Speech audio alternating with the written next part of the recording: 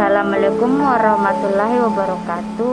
Saya akan menjelaskan tugas yang bertema ketika sains bertemu dengan takdir dalam virus corona.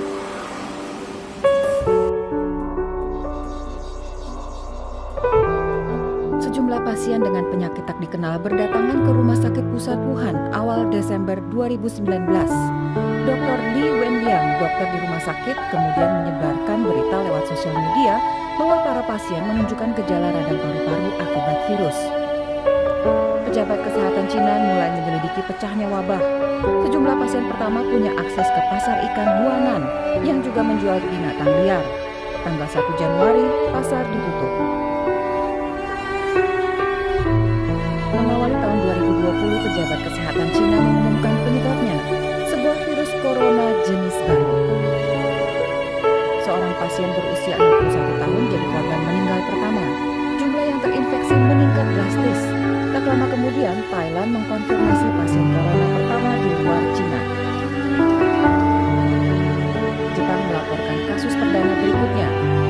Tidak ada di antara pasien ini yang pernah datang ke pasar di Wuhan. Kemungkinan besar penularannya dari orang ke orang.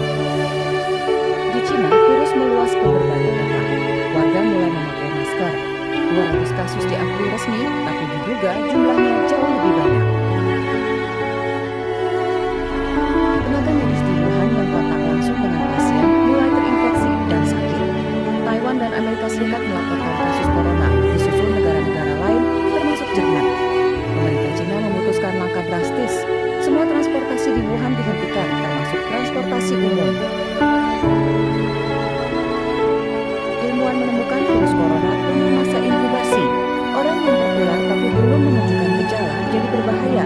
Dalam waktu bersamaan, liburan Imlek dimulai. Jutaan orang bergerak mudik massal. Di saat itu dikonfirmasi 2.000 kasus di seluruh dunia.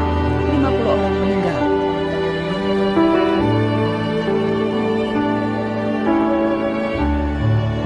WHO menyatakan wabah sebagai situasi darurat kesehatan global dan menyerukan tindakan terkoordinir internasional. Awal Februari, Wuhan tetap ditutup total. Semua provinsi di Cina daratan melaporkan adanya kasus corona.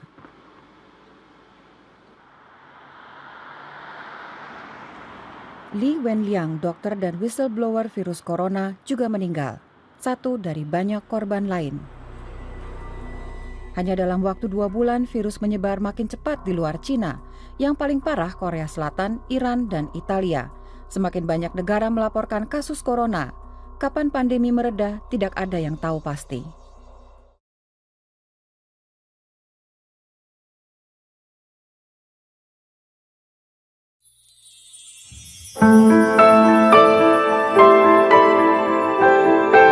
Virus corona dapat menyebar begitu saja tanpa kita sadari.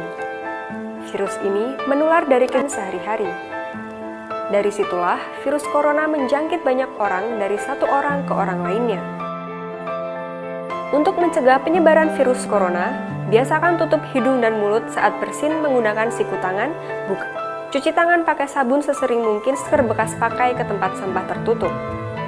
Semakin baik kita menjaga kebersihan diri sendiri. Yang ketiga, peranan ilmu sains dan takdir mendeteksi COVID-19 pada tubuh manusia. Ilmu sains akan bermanfaat bagi generasi yang akan mendatang, yang menyelesaikan masalah utama dunia, dan sains akan membantu mereka hidup lebih sehat.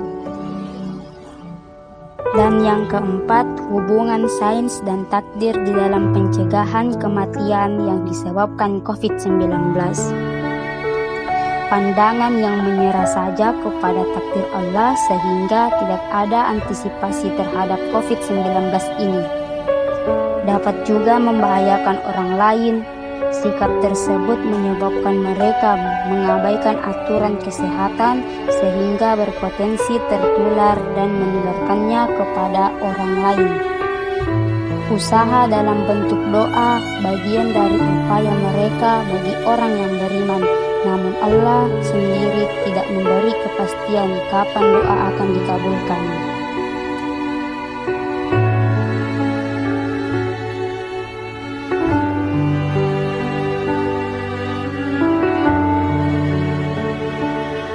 Sekian dari saya. Wabillahi taufiq wal hidayah. Assalamualaikum warahmatullahi wabarakatuh.